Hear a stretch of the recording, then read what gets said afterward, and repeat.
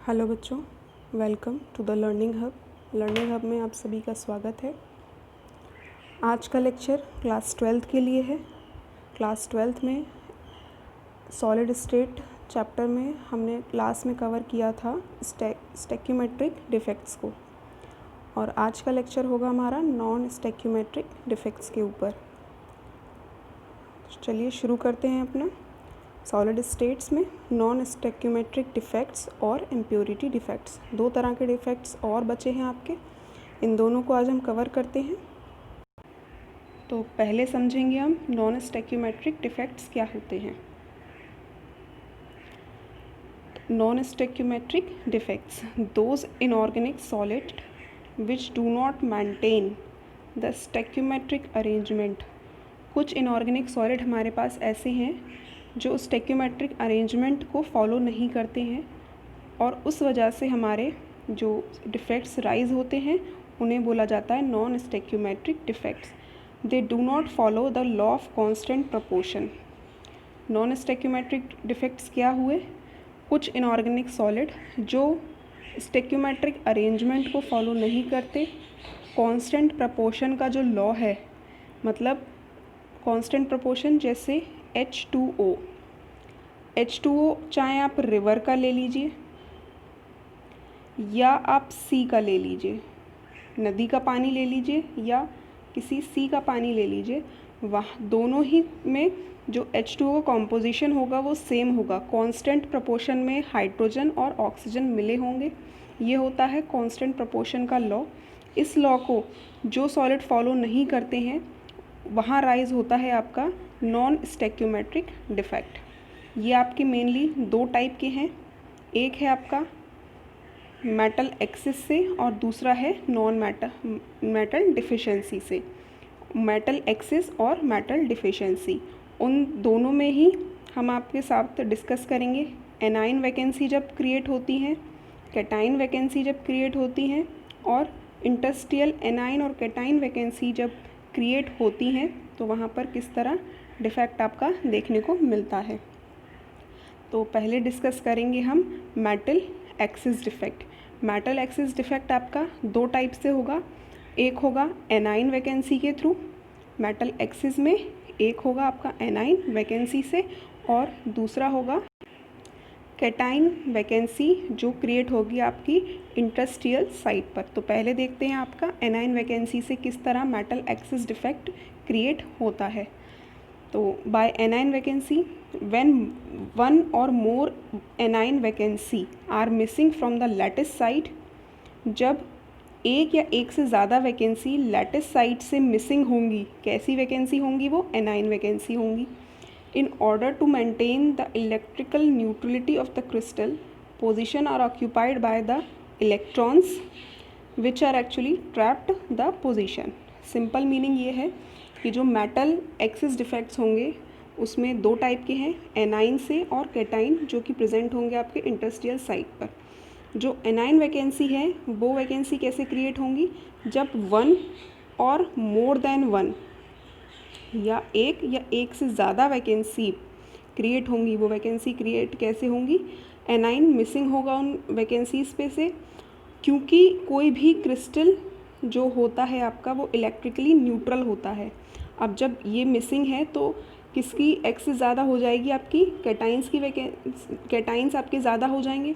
अब इन कैटाइंस को न्यूट्रल करने के लिए जो एक्सिस आपके कैटाइन क्रिएट होंगे उनको न्यूट्रल करने के लिए जो एनाइन वैकेंसी है उनकी जगह क्या आ जाएगा? आपका इलेक्ट्रॉन आ जाएगा। ठीक, जैसे ये देखिए आपके सामने metal excess deficiency due to anion vacancy. ये आपके सामने क्रिस्टल है, A+ मतलब कैटाइन और B- मतलब एनाइन। ठीक, अब इन क्रिस्टल्स में से ये जो साइट आप देख रहे हैं यहाँ पर इलेक्ट्रॉन लिखा है, ना कि एनाइन लिखा है। तो यहाँ मिसिंग है आपका एनाइन। अब इस एनाइन जो मिसिंग है उसको फुलफ़िल करने के लिए यहाँ पर क्या आ गया? आपका इलेक्ट्रॉन, क्योंकि एनाइन भी नेगेटिवली चार्ज होता है और आपका इलेक्ट्रॉन भी नेगेटिवली चार्ज होता है। तो न्यूट्रल करने के लिए सॉलिड को यहाँ आ गया आपका एक इलेक्ट्रॉन। तो इस वजह से ये जो लैटिस साइट आपकी है ये हो जाएगी इलेक्ट्रिकली न्यूट्रल। क्या हो जाएगी? Electrically neutral. Clear? Metal excess deficiency due to anion समझ में आया आपको? चलिए नेक्स्ट चलते हैं। By the presence of extra cation at the interstitial site. किसकी प्रेजेंस की वजह से ये डिफेक्ट क्रिएट होगा आपका? Extra cation. When there are extra positive ion occupy some of the interstitial site and the electron at some other site to maintain electrical neutral character of the crystal। Simple meaning है, जो आपका lattice होगा इसमें जो cation है वो extra हो जाएंगे, मतलब जो पॉजिटिव चार्ज है वो ज़्यादा हो जाएगा, इसकी वजह से डिफेक्ट क्रिएट होगा। अब क्योंकि ये ज़्यादा है तो हमें बनाना है लैटिस को इलेक्ट्रिकली न्यूट्रल, सॉलिड को बनाना है इलेक्ट्रिकली न्यूट्रल। तो इस न्यूट्रलिटी को पाने के लिए हमारे इंटरस्टियल साइट जो होती हैं वहाँ पर कुछ इलेक्ट्रॉन्स भी आपको देखने को मिलेंगे। ठीक, एग्जाम्पल के थ्रू आप समझिए, जो जिंक ऑक्साइड होता है वो रूम टेम्परेचर पर आपको वाइट कलर का मिलेगा, लेकिन जब हम इसको हीट करेंगे तो इसमें से इलेक्ट्रॉन लूज़ हो जाएंगे और ये येलो टर्न हो जाएगा। ये आपका metal excess defects due to anion vacancy. ठीक, एनाइन वैकेंसी का हमने अभी देखा था, यहाँ पर एनाइन कम होगा और उस एनाइन को लाने के लिए यहाँ पर हमें इलेक्ट्रॉन लगा दिया। और दूसरा है यहाँ पर metal excess defects due to presence of interstitial cation. ये जो आप डायग्राम देख रहे हैं यहाँ इंटरस्टियल साइट्स होती हैं ये। ठीक, अब इन इंटरस्टियल साइट पर क्या प्रेजेंट है आपका? कैटाइन। ठीक, अब कैटाइन प्रेजेंट है तो यहाँ पर एक्सिस हो जाएगा कैटाइन का। अब इस कैटाइन को न्यूट्रल करने के लिए इन्हीं में से किसी इंटरस्टियल साइट पर आपका इलेक्ट्रॉन भी प्रेजेंट हो जाएगा। तो इस तरह बनता है हमारा metal excess defect due to the presence of interstitial cation. दोनों समझ में आए? मेटल एक्सिस एनाइन की वजह से डिफेक्ट और मेटल एक्सिस डिफेक्ट कैटाइन की वजह से। ठीक, एनाइन और कैटाइन दोनों क्लियर। आगे देखते हैं इसके कॉन्सिक्वेंसेस क्या होंगे। अगर मेटल एक्सिस हो जाएगा किसी भी लैटिस में तो उसकी वजह से क्या क्या परिणाम हो सकते हैं, क्या क्या इसके कॉन्सिक्वेंसेस हो सकते हैं। तो पहला है इसमें the crystal become conducting due to the presence of free electrons. अब जो ये लैटिस साइट है, इस लैटिस साइट में जो स्फीयर है वहाँ तो कैटाइन और एनाइन प्रेजेंट है ही, लेकिन इनके बीच की जो इंटरस्टियल साइट है यहाँ भी कुछ आपको कैटाइन और एनाइन देखने को मिलेंगे जो कि फ्री हैं, बाउंड नहीं है। अब जब फ्री इलेक्ट्रॉन्स मौजूद हैं, फ्री आपके एनाइन मौजूद हैं, तो ये कैसा हो जाएगा आपका? कंडक्टिंग नेचर का हो जाएगा। पर जो कंडक्टिविटी इसमें देखने को मिलती है वो बहुत ही लो होती है, बहुत ही लो कंडक्टिविटी देखने को मिलती है। क्यों? क्योंकि जो डिफेक्ट है बहुत ही छोटा, कम अमाउंट में मिलता है, वेरी स्मॉल होता है। ठीक, अब कंडक्टिविटी है लेकिन बहुत कम है, तो ये किसकी तरह काम करेंगे? आपके सेमीकंडक्टर्स की तरह। और ये सेमीकंडक्टर्स किस टाइप का होगा आपका? N type semiconductor. जब इलेक्ट्रॉन की वजह से कंडक्टिविटी आपकी देखने को मिलती है तो वहाँ पर होता है आपका N type semiconductors. Next fourth point, they are paramagnetic in nature due to the presence of free electrons. Free electrons की वजह से ये पैरामैग्नेटिक नेचर देखने को मिलता है इनका। और इलेक्ट्रॉन्स फ्री हैं इसीलिए यहाँ पर जो कलर होता है, मतलब ये जो सॉलिड होंगे वो आपको कलर्ड दिखाई देंगे। यहाँ पर हमने जिंक ऑक्साइड का एग्जांपल देखा था। यहाँ जिंक ऑक्साइड आपका किसकी, वैसे तो वाइट है लेकिन अगर इसमें से इलेक्ट्रॉन लूज़ हो जाएं तो ये येलो कलर का हो जाता है। ठीक, कलर शो करने लगते हैं ये सॉलिड्स। आपके 5 कॉन्सिक्वेंसेस हैं। कंडक्टिविटी देखने को मिलती है। कंडक्टिविटी क्यों देखने को मिलती है? क्योंकि यहाँ पर फ्री इलेक्ट्रॉन्स मौजूद हैं। और कंडक्टिविटी जो देखने को मिलती है वो बहुत ही लो होती है, बहुत ही कम कंडक्टिविटी देखने को मिलती है। क्यों? क्योंकि यहाँ पर जो डिफेक्ट्स बने हैं वो बहुत ही स्मॉल हैं। स्मॉल डिफेक्ट क्रिएट होने की वजह से ये एन टाइप सेमीकंडक्टर्स कहलाएंगे, पैरामैग्नेटिक होंगे ये नेचर में, और कलर्ड कंपाउंड्स दिखने को मिलेंगे। जो सॉलिड होगा वो आपका कलर्ड होगा।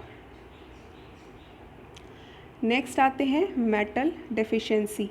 यहाँ मेटल की अधिकता थी पिछली बार में और इस बार मेटल्स आपके कम है, डेफिशिएंसी है उसकी। तो उसमें पहला है आपका बाय कैटाइन वैकेंसी।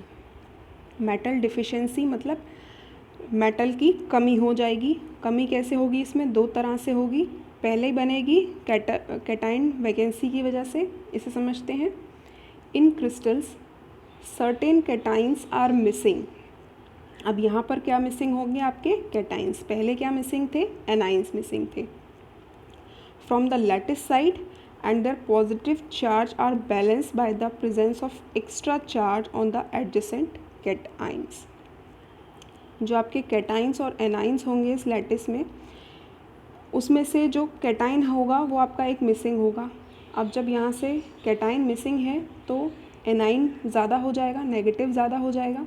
अब इस नेगेटिव को न्यूट्रल करने के लिए इसी लैटिस में से कोई एक स्फीयर ऐसा होगा जहाँ पर जो पॉजिटिव चार्ज आपका कैटाइन देखने को मिलेगा वो एक्स्ट्रा होगा। अगर यहाँ पर सबकी कैटाइन जो है वो +1 है तो इस लैटिस में कोई ऐसा स्फीयर भी होगा जो +2 चार्ज को ऑक्यूपाई करेगा।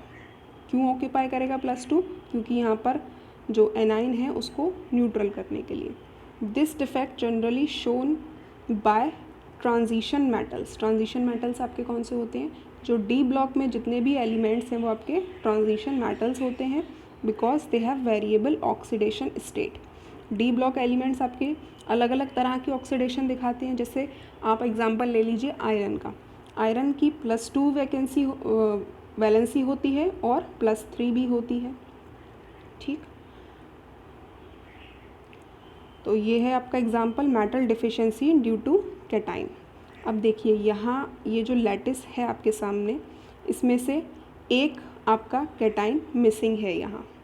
अब ये जो कैटाइन मिसिंग है, इस कैटाइन की जगह आपके एडजेसेंट एटम पर, एडजेसेंट स्फीयर पर यहाँ पर आपको +2 देखने को मिल रही है, और बाकी जो स्फीयर हैं कैटाइन के वहाँ पर सभी पर +1 है, लेकिन एक जो इसमें स्फीयर है उसमें +2 है। ठीक, यही पढ़ा था अभी कि जो कैटाइन होंगे वो मिसिंग होंगे और इस वजह से जो डेफिशिएंसी क्रिएट होगी, जो डिफेक्ट क्रिएट होगा वो कहलाएगा आपका कैटाइन वैकेंसी डिफेक्ट। अब और इसको फुलफ़िल करने के लिए इसका जो एडजेसेंट एटम होगा, इसके पास वाला जो स्फीयर होगा वहाँ पर एक एक्स्ट्रा चार्ज देखने को मिलेगा। तो यहाँ इस स्फीयर में हमें यहाँ एक्स्ट्रा चार्ज देखने को मिल रहा है। नेक्स्ट आते हैं by the presence of extra anion at interstitial site. अब यहाँ पर क्या होगा? एक एक्स्ट्रा एनाइन होगा। When certain extra anion are present at the lattice site and their charge are balanced by neighboring cation which are at higher oxidation state। अब ये जो डिफेक्ट कैसे क्रिएट होगा? लैटिस में किसी एक स्फीयर के पास एक्स्ट्रा एनाइन होगा। ठीक, अब ये जो एक्स्ट्रा एनाइन प्रेजेंट होगा लैटिस साइट पर, इसकी वजह से जो सॉलिड की न्यूट्रलिटी है, जो उदासीनता है, वो नहीं मिल पाएगी। अब उस न्यूट्रलिटी को मेंटेन रखने के लिए जो चार्ज बैलेंस करना होगा, तो उसके लिए किसी भी एक नेबरिंग एटम पर, नेबरिंग इंटरस्टियल साइट पर आपका कैटाइन भी प्रेजेंट होगा जिसकी ऑक्सीडेशन स्टेट होगी ज़्यादा। एग्जाम्पल देखते हैं इसका। ये आपके सामने metal deficiency due to the presence of extra anion. अब ये जो लैटिस है इसमें ये कैटाइन है और ये एनाइन है। अब यहाँ पर किस वजह से क्रिएट हुई है डिफेक्ट? एक्स्ट्रा एनाइन की वजह से। और ये एनाइन कहाँ प्रेजेंट है आपका? इंटरस्टियल साइट पर। ठीक, जो बीच में स्पेस रह जाता है स्फीयर्स के, वहाँ पर एक एनाइन आपका प्रेजेंट है। अब नंबर काउंट करें एनाइन का तो एनाइन ज़्यादा हो जाएंगे और हमें बनाना है सॉलिड को न्यूट्रल। तो इसलिए यहाँ पर एक स्फीयर ऐसा होगा जहाँ कैटाइन जो होगा उसकी ऑक्सीडेशन स्टेट बाकी जो प्रेजेंट आपके कैटाइन है उनसे ज़्यादा होगी। यहाँ +1 है, यहाँ भी +1 है, ये +1 है, लेकिन ये जो आप देख रहे हैं इसमें ऑक्सीडेशन स्टेट आपकी +2 है। क्यों है +2? क्योंकि हमें ये जो इंडस्ट्रियल साइट पर आपका एनाइन मिला है इसको हमें न्यूट्रल बनाना है। क्लियर? अब मेटल डिफिशिएंसी से जो कॉन्सिक्वेंसेस क्रिएट होंगे, जो परिणाम मिलेंगे हमें, वो क्या होंगे? ये सेमीकंडक्टर की तरह बिहेव करेंगे। क्यों बिहेव करेंगे? क्योंकि यहाँ पर electrons are free to move, electrons free हैं। यहाँ पर आपका एनाइन है, ये फ्री टू मूव है, तो इस वजह से ये क्रिएट करेंगे सेमीकंडक्टर्स। ठीक, अब कंडक्टिविटी क्यों है यहाँ पर? Due to the presence of holes, holes हैं क्रिएट, तो इसकी वजह से यहाँ पर कंडक्टिविटी देखने को मिलेगी। और ये जो कंडक्टिविटी कहलाएगी आपकी पी टाइप सेमीकंडक्टर्स की होगी। पी टाइप सेमीकंडक्टर्स क्रिएट होंगे। सेमीकंडक्टर्स कौन से होंगे यहाँ पर? P type. तो मेटल एक्सिस की वजह से जो सेमीकंडक्टर्स बनेंगे वो एन टाइप होंगे, और मेटल डिफिशिएंसी की वजह से जो सेमीकंडक्टर्स क्रिएट होंगे that R P type semiconductors. तो हमने यहाँ ख़त्म किया आपका non stoichiometric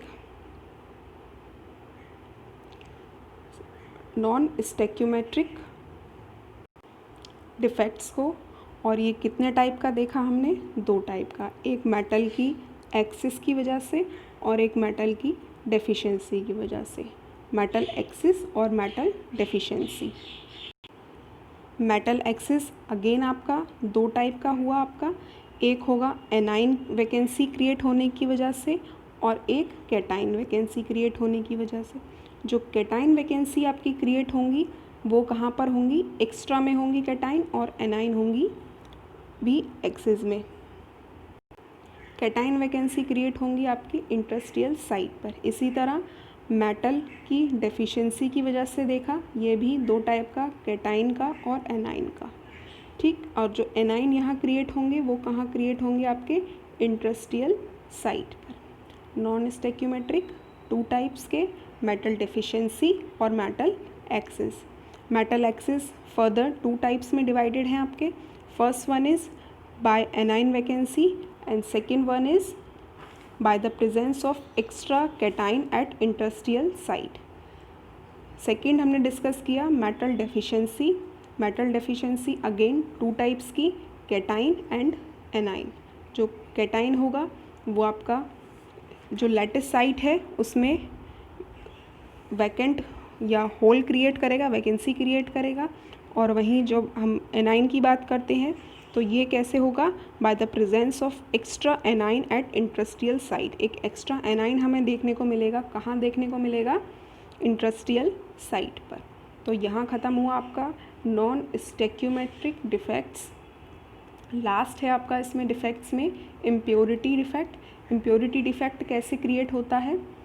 when some foreign atom, कोई भी एक फॉरेन एटम या कोई बाहर का एटम आकर जब लैटिस साइट पर प्रेजेंट हो जाता है, किसकी जगह पर प्रेजेंट होगा? अब ये जो फॉरेन एटम आएगा ये किसी और की पोजीशन ऑक्यूपाई करेगा, किसी और की पोजीशन लेगा। तो ये किसकी पोजीशन लेता है? आपकी होस्ट एटम की, जो उस लैटिस में मेन एटम आपका है उसकी जगह लेता है, और at the vacant industrial site. Suppose करिए ये आपका लैटिस है, ठीक। इस लैटिस में आपका प्लस माइनस मतलब कैटाइन और एनाइन है, ठीक। यहाँ सपोज करिए जो कैटाइन है आपका Na+ है और जो एनाइन है वो Cl- है। तो इसी तरह का पूरा अरेंजमेंट इस लैटिस में देखने को मिलेगा। पर होता क्या है इम्प्योरिटी डिफेक्ट में? जो फॉरेन एटम आता है वो आता है होस्ट एटम की जगह। यहाँ होस्ट एटम आपका माना जाता है सोडियम।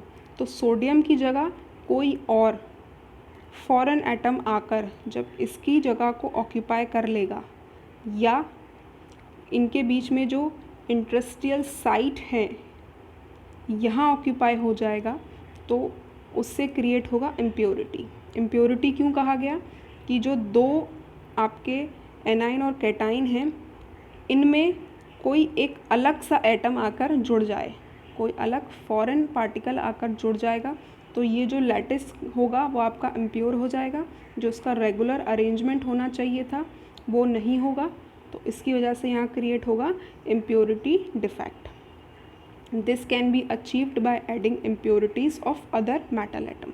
कोई अलग सा मेटल एटम जब आकर जुड़ेगा तो वहाँ क्रिएट हो जाएगी इम्प्योरिटी। ठीक, जैसे ये आपका एग्जाम्पल NaCl जो भी मैंने समझाया था, ये NaCl का डिफेक्ट, इम्प्योरिटी डिफेक्ट आपका यहाँ Na और Cl, इस पूरे लैटिस में होना चाहिए Na और Cl, लेकिन हुआ क्या, यहाँ पर एक वैकेंसी क्रिएट हुई। ये वैकेंसी किसकी वजह से आई है, आपकी कैटाइन की वजह से। कैटाइन की वजह से ये जो इम्प्योरिटी आई है, ये जो वैकेंसी क्रिएट हुई है, अब इस वैकेंसी को फुलफ़िल करने के लिए, इस पूरे लैटिस को न्यूट्रल करने के लिए हमें किसकी ज़रूरत होगी, एक और पॉजिटिव की, क्योंकि यहाँ एक पॉजिटिव मिसिंग है, एक कैटाइन मिसिंग है। तो यहाँ सोडियम और क्लोराइड, ठीक, और सोडियम यहाँ पर होस्ट एटम है तो इसकी जगह आपका आ गया स्ट्रोंशियम, और जो स्ट्रोंशियम आया इसकी जो ऑक्सीडेशन नंबर होगा वो सोडियम से ज़्यादा है। ठीक, तो ये एटम हो जाएगा आपका इलेक्ट्रिकली न्यूट्रल। क्या हो जाएगा, इलेक्ट्रिकली न्यूट्रल। क्लियर हुआ आपका इम्प्योरिटी डिफेक्ट। सो आज के लिए इतना ही। हमने दो चीज़ें डिस्कस की, नॉन स्टेक्यूमेट्रिक और इम्प्योरिटी डिफेक्ट। ठीक, दोनों डिफेक्ट आपके क्लियर यहाँ पर। अब एक और लास्ट वीडियो आएगा इसका जिसमें हम डिस्कस करेंगे बैंड थ्योरी को, और उसके साथ साथ कुछ और भी छोटे छोटे टॉपिक्स हैं, जैसे इसमें मैग्नेटिज्म पर एक टॉपिक है आपका छोटा सा बैंड थ्योरी के बाद ही, तो लास्ट वीडियो और आएगा।